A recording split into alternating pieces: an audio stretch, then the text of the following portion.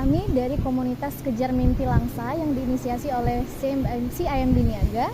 Hari ini kami melaksanakan kegiatan Beach Clean Up, di mana kami ingin merayakan Hari Peduli Sampah Nasional dengan melakukan aksi bersih-bersih pantai, yaitu di Pantai Paya 2, Aceh Timur. Ya, selain bersih-bersih pantai, kami juga akan melakukan sosialisasi atau edukasi kepada anak-anak mengenai tentang sampah dan juga pentingnya menjaga kebersihan lingkungan dari sampah, serta bagaimana mengelola sampah yang ada sehingga anak-anak ini mampu menjadikan sampah-sampah tadi menjadi suatu produk yang bernilai dan juga berguna bagi masyarakat itu sendiri. Pernyataannya dari Kejar Mimpi Langsa untuk publik tentang pengelolaan dan kesadaran akan sampah. Oke, permasalahan sampah ini menjadi permasalahan nomor 1 di Indonesia. Gitu. Sesuai kata Billy Mambrasar, permasalahan Indonesia yang saat ini terjadi itu bukan pendidikan, tapi justru masalah sampah plastik.